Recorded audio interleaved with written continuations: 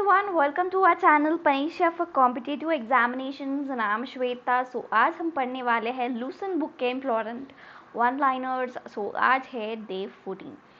सो चलो स्टार्ट करते हैं आज का सेशन, ठीक है ना। सो बहुत ही ज़्यादा इंपॉर्टेंट वन लाइनर्स है आज के, ध्यान से सुन लेना, ठीक है ना। सो चलो स्टार्ट करते हैं, देखते हैं आज का पहला वन लाइनर कौन सा है।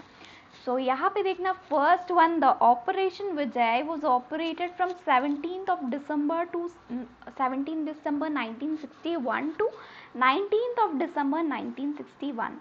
सो इसको समझने से पहले हमको बहुत सारी चीज़ें समझनी है, उसको देख लेते हैं, ठीक है ना। ध्यान से देखना। सो इसको समझने के लिए हमको बहुत समझना है, सो अच्छे से ध्यान से सुनना। सबसे पहले हम बात करते हैं 1498 का, ठीक है ना। तो यहाँ पे 1961 समझ में आना है तो 1498 को समझो पहले। तो यहाँ पे 1498 में क्या हुआ था, वास्को दा गामा। तो हमारे कंट्री में आए थे। ये कौन थे? ये एक पोर्चुगीज एक्सप्लोरर थे। कौन थे ये? He was a Portuguese explorer. Okay, explore करता रहता था। ओके, सो ये पोर्चुगीज है। कहाँ पे आया? हमारे कंट्री में कौन से स्टेट में आया? केरला में आया था पहले, ठीक है ना। तो वहाँ से हमारे कंट्री में पोर्चुगीज सबसे पहले केरला में आए थे और वास्को दा गामा पहला था। और ये कहाँ से आया है? Cape of Good Hope. Cape of Good Hope से आया था वास्को दा गामा, ठीक है ना। सो ये पहला पोर्चुगीज एक्सप्लोरर था। ओके, ईयर ये भी याद रखनी है। सो ऐसे ऐसे क्या हुआ है, हमारे कंट्री में पोर्चुगीज आ गया है, ठीक है ना। सो इसी तरह अभी देखना ध्यान से, 1510 में क्या हुआ है, अल्फोंसा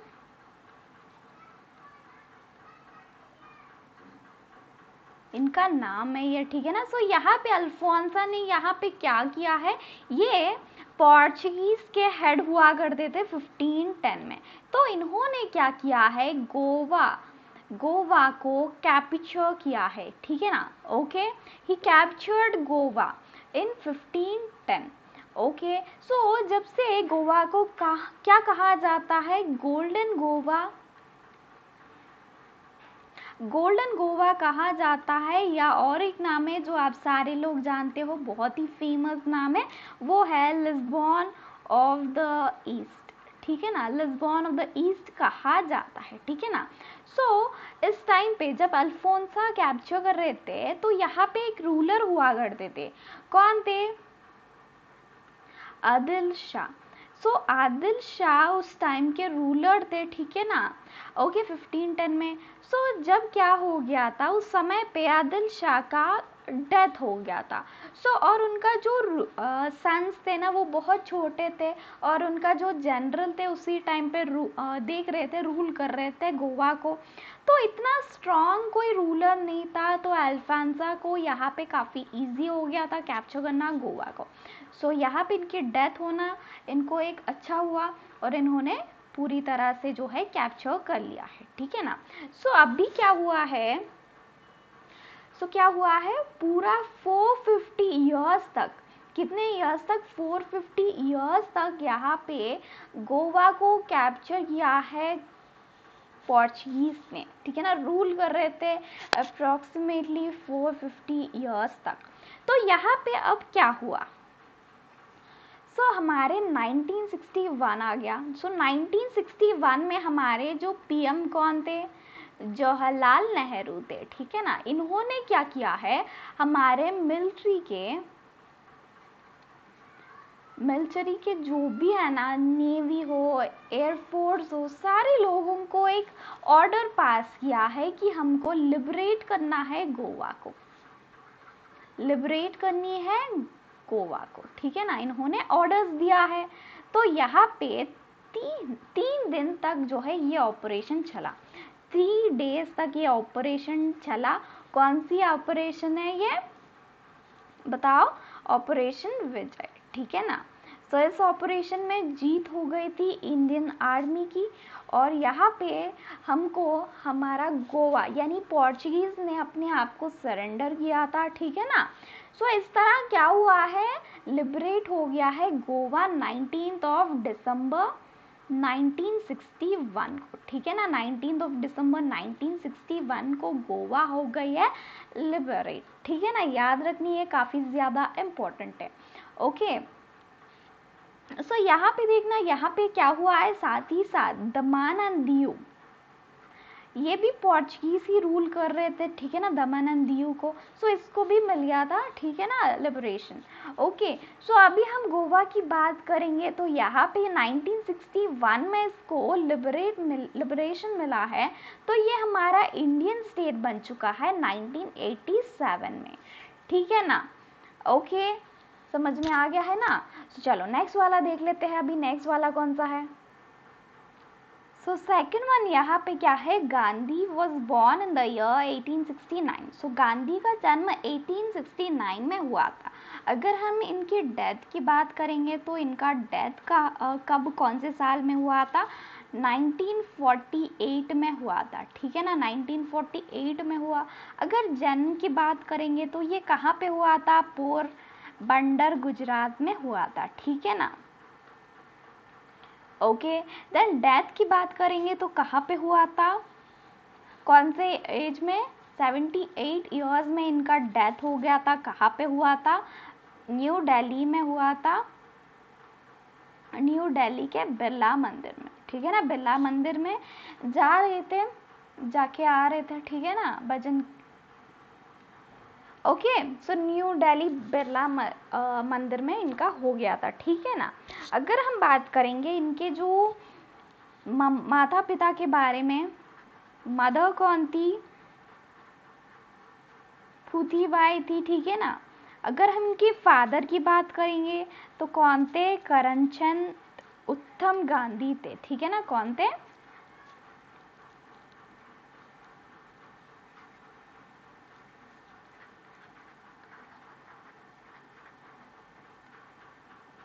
इनका फादर का नाम है, ठीक है ना, करमचंद उत्तम चंद गांधी, ठीक है।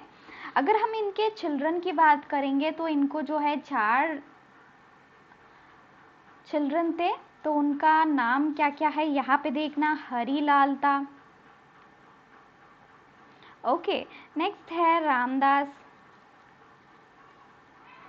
देवदास एंड मनीलाल, ठीक है ना। सो ये 4 लोग गांधी जी के बेटे थे, ठीक है ना। एंड नेक्स्ट यहाँ पे इनका जो पत्नी थी, पत्नी का नाम क्या था, सॉरी, इनका वाइफ का जो पत्नी है, वाइफ, उनका नाम क्या था, कस्तूरबा थी, ठीक है। और थोड़ी चीज़ें देखेंगे इनके बारे में। अगर हम बात करते हैं ये कब गए थे, अगर यहाँ पे बात करेंगे तो ये सुनना, ध्यान से सुनना है, 1888 में। कब, 1888 में ये लंदन चले गए थे। लंदन क्यों गए थे, लॉ पढ़ने के लिए, ठीक है ना। और यहाँ से ये 1891 में इंडिया वापस आ गए थे, ठीक है, इंडिया वापस आ गए थे। सो यहाँ पे इंडिया वापस क्यों आए थे, सो यहाँ पे इनका मदर का जो डेथ हो गया था, ठीक है ना। सो डेथ की वजह से इनको इंडिया आना पड़ा था, ठीक है, 1891 में। सो यहाँ पे ये दोबारा चले गए थे 1893 में south Africa. Okay, south Africa चले गए हैं 1893 में, ठीक है। ओके, सो किसके साथ चले गए थे यहाँ पे, दादा अब्दुल्ला के साथ, ठीक है। एंड कब आए थे इंडिया वापस, पता है क्या आप लोगों को, 1983 में साउथ अफ्रीका चले गए, तो कब आए इंडिया, बताओ, कमेंट करके बताना आप सारे लोग एक बार। सो 1915 में, कब, 1915 में इंडिया वापस आ गए थे। इंडिया वापस आ गए थे, कब आए थे, 9 जनवरी, ठीक है ना, 9 जनवरी को आ गए थे। ओके, याद रखनी है। एंड यहाँ पे देखना, इनको जो है एक और चीज़ यहाँ पे इम्पॉर्टेंट है कि गांधी जी को कौन से स्टेशन से, सो यहाँ पे ये साउथ अफ्रीका गए थे, तो वहाँ पे बहुत स्किन से डिस्क्रिमिनेशन होता था, स्किन कलर से रिलेटेड। सो स्किन कलर से रिलेटेड जब डिस्क्रिमिनेशन हुआ तो इनको एक ट्रेन से बाहर निकाल दिया गया है एक स्टेशन में। उस स्टेशन का नाम याद रखनी है, कौन सी है पीटर?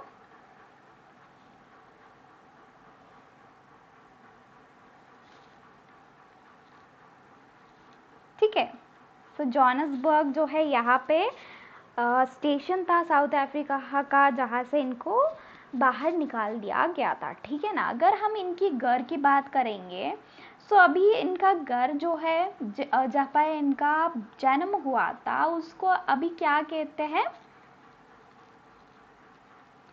कीर्ति मंदिर कहते हैं। ठीक है ना। ओके। और यहाँ पे डेली शाम को क्या होती है? भजन होती है। ठीक है। सो यहाँ पे देखना, इनका जो जन्म हुआ था 2 अक्टूबर को, इस दिन हम मनाते हैं नॉन वायलेंस डे। ठीक है। जब ये इंडिया वापस आ गए थे, कब आ गए थे? 9 जनवरी को।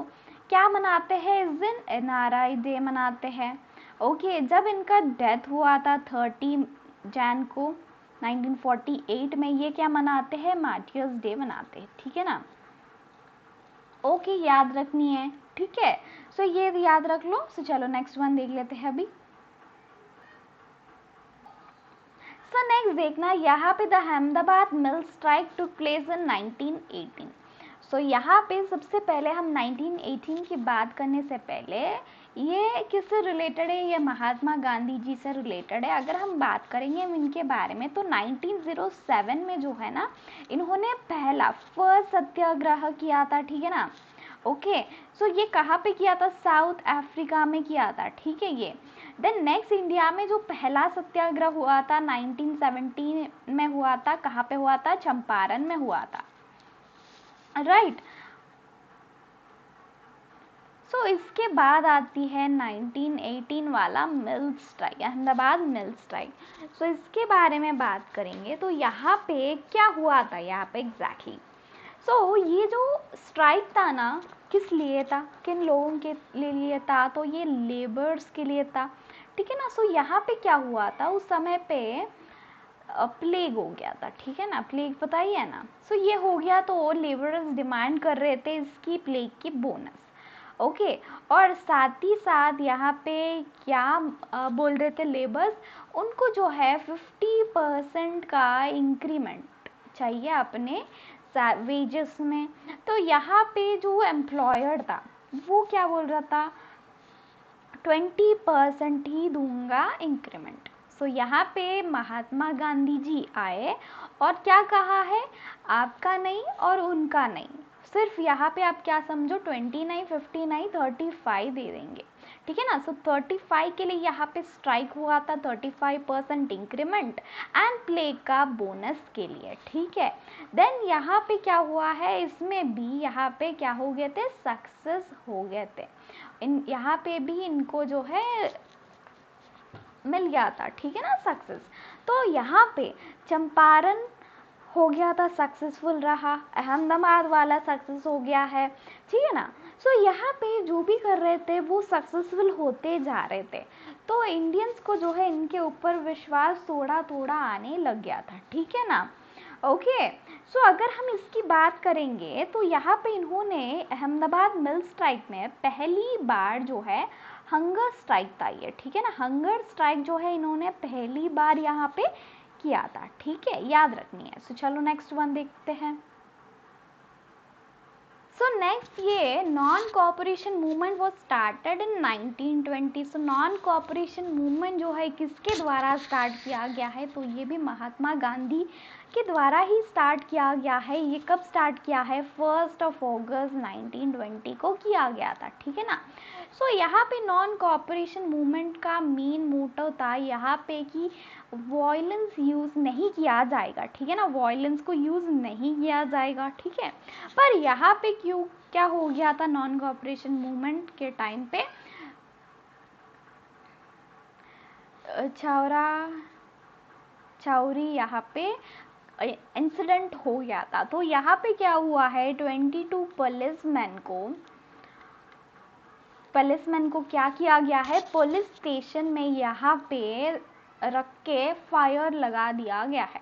इसकी वजह से जो है 22 पुलिसमैन का यहाँ पे डेथ हो गया था, ठीक है ना, क्या हो गया था, डेथ हो गया था।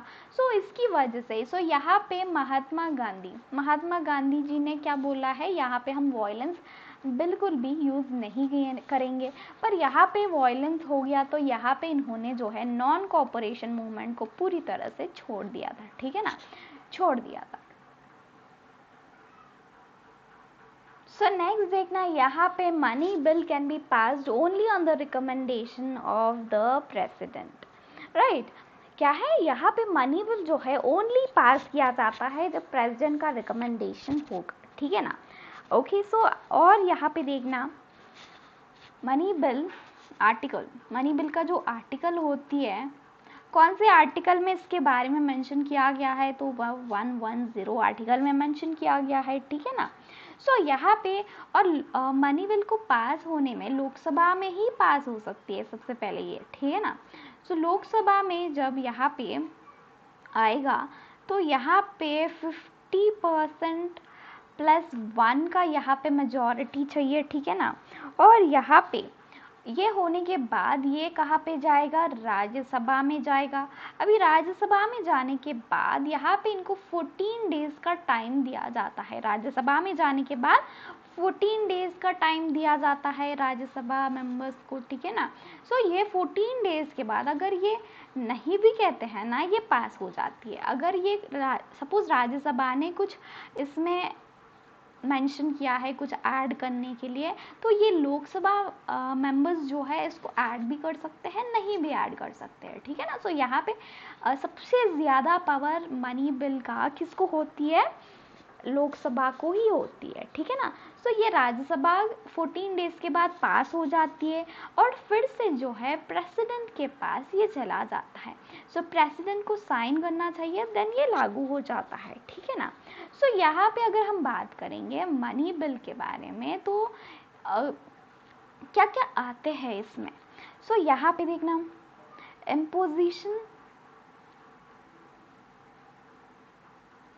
इम्पोजिशन ऑफ टैक्सेस हो सकती है, ठीक है ना, या इससे रिलेटेड हो सकती है, या रिमूवल ऑफ टैक्सेस इसके बारे में हो सकता है, या कंसोलिडेटेड फंड,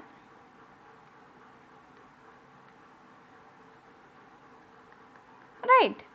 सो ये 3 चीज़ें आ जाते हैं और यहाँ पे और भी चीज़ें बता देती हूँ आपको। सो ये मनी बिल जो है ना, ये गवर्नमेंट बिल के अंडर आती है, ठीक है ना, गवर्नमेंट बिल के अंडर आती है क्या, मनी बिल, ठीक है।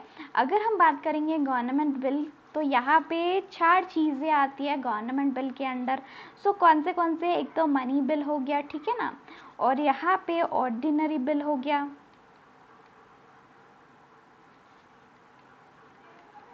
एंड नेक्स्ट यहाँ पे फाइनेंशियल बिल हो गया, and next one is amendment bill. ये सारे के सारे गवर्नमेंट बिल के अंडर आ जाते हैं। अगर हम बात करेंगे ऑर्डिनेंस बिल का आर्टिकल, सो ये 107 एंड 108 में है इसके बारे में, ठीक है ना। फाइनेंशियल बिल की बात करेंगे, सो यहाँ पे ये आर्टिकल हमारे 109 के अंडर आती है। अगर हम अमाइनमेंट बिल के बारे में बात करेंगे, अब सारे लोगों को पता है, आर्टिकल 368, ठीक है ना, article 368 very important article. And यहाँ पे मनी बिल 110 ये भी काफ़ी इंपॉर्टेंट है, ठीक है ना। ओके तो चलो नेक्स्ट देखते हैं। अभी समझ में आ गया है ना आप सारे लोगों को मनी बिल के बारे में, राइट। सो यहाँ पे गवर्नमेंट बिल और एक भी होती है, कौन सी है, गवर्नमेंट बिल होती है, प्राइवेट बिल भी होती है, ठीक है ना, इसके बारे में हम बाद में बात करेंगे। सो गवर्नमेंट बिल के अंडर ये 4 चीज़ें आते हैं, ये अभी नोट डाउन कर लो, ठीक है। नेक्स्ट देखना अभी, सो नेक्स्ट आ गया है फाइनेंशियल इमरजेंसी। सो आर्टिकल 360 के अंडर आती है ये। सो अगर हम बात करेंगे, सो यहाँ पे देखना ये कैसे लागू होती है, राइट, इसके बारे में समझते हैं थोड़ा। तो सबसे पहले ये जो है ना, प्रेसिडेंट के द्वारा, अगर प्रेसिडेंट जो है रिटन प्रेसिडेंट को रिटर्न नोटिस देना पड़ता है, ठीक है ना, फाइनेंशियल इमरजेंसी के लिए। ओके सो और यहाँ पे कब यहाँ पे फाइनेंशियल इमरजेंसी को लगाया जा सकता है, तो जब हमारे कंट्री के जो फाइनेंसेस है, फाइनेंसेस अगर रिस्क में है तो जब लगाया जाता है। अगर हमारे जो इकोनॉमी है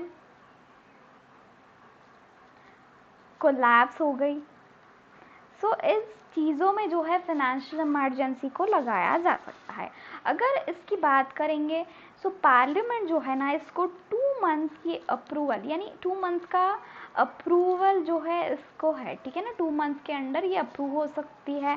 देन यहाँ पे ये कितने समय तक लग सकती है, तो ये 6 मंथ्स तक, मिनिमम 6 मंथ्स तक लग सकती है, और मैक्सिमम जो है कभी तक, ठीक है ना, कभी भी जितने भी टाइम तक जो है ये लग सकता है। एंड इसके लिए जो भी रिपीटेड अप्रूवल नहीं चाहिए, यानी 6 मंथ्स के बाद अगेन अप्रूवल नहीं चाहिए, ये ऑटोमेटिकली हो जाता है, ठीक है ना, अगर प्रेसिडेंट चाहते हैं तो, ठीक है ना।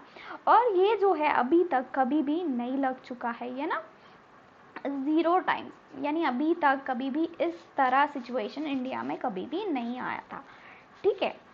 सो यहाँ पे अगर हम देखेंगे एक बार सिचुएशन आया था हमारे कंट्री में जब फाइनेंशियल इमरजेंसी लग सकती थी हमारे कंट्री में, फिर क्या हुआ है, हमारे जो मनमोहन सिंह ने इंट्रोड्यूस यहाँ पे हमारे कंट्री में एलपीजी को इंट्रोड्यूस किया गया है, ठीक है ना, liberalisation,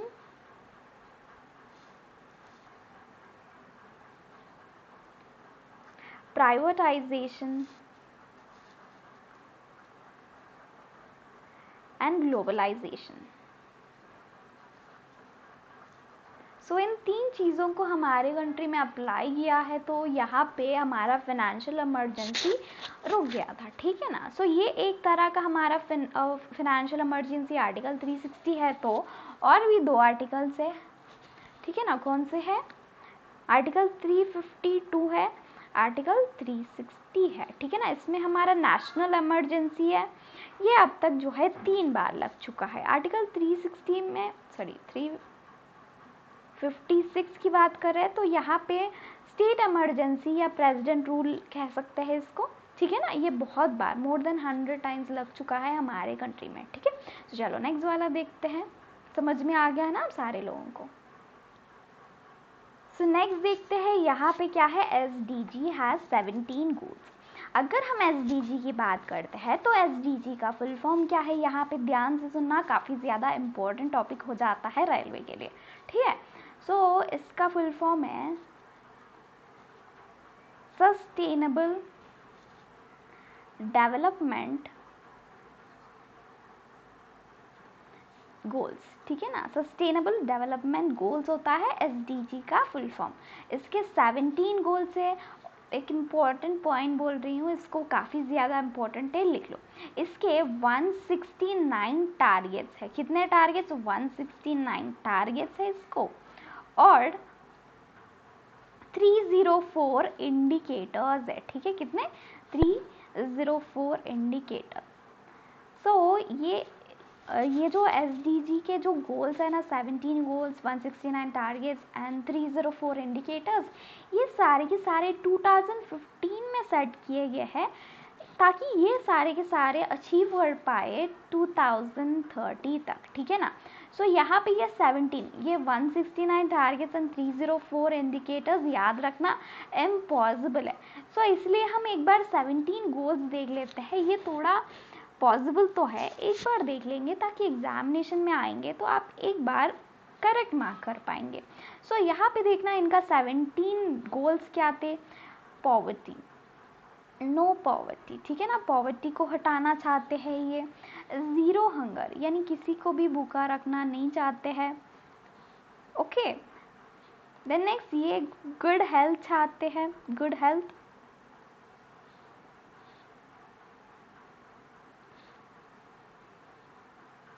and well being for people, ठीक है। नेक्स्ट देखते हैं तो क्वालिटी एजुकेशन,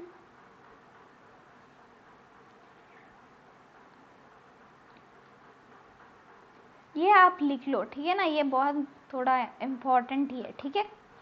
जेंडर इक्वालिटी आपको ना ये याद रखने की ज़रूरत नहीं है, पर एक बार देख लो, इम्पोर्टेंट है, ठीक है ना, बस आपको पता होनी चाहिए कि इसमें क्या है, ठीक है ना। जेंडर इक्वालिटी चाहते हैं ये, क्लीन वाटर एंड सैनिटेशन, ठीक है। देन नेक्स्ट वाला देख लो, and affordable and clean energy,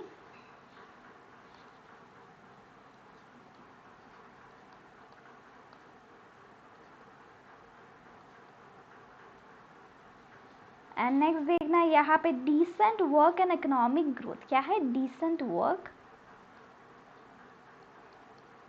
and economic growth, ठीक है। नेक्स्ट देखना यहाँ पे इंडस्ट्री, इनोवेशन एंड इंफ्रास्ट्रक्चर चाहते हैं ये, ठीक है ना। ये सब कुछ इन्होंने गोल सेट करके रखा है कब तक? 2030 तक अचीव करने के लिए। रेड्यूसिंग इनइक्वालिटीज़, जो हमारे कंट्री में या पूरी वर्ल्ड में जो भी इनइक्वालिटीज़ है इसको रेड्यूस करना चाहते हैं, ठीक है ना, इनइक्वालिटीज़, ओके। तो नेक्स्ट देखना यहाँ पे, जल्दी जल्दी लिख दूंगी आप, मैं बता दूंगी, नहीं तो आप एक बार लिख लो, ठीक है ना। सस्टेनेबल सिटीज़ एंड कम्युनिटीज़, ठीक है, ये है। और रेस्पॉन्सिबल कंजप्शन एंड प्रोडक्शन है। देन 13th वन है climate and action, and 14th one life below water, ठीक है ना, life below water, okay. Then next देखना life and land, life and land, protect forest.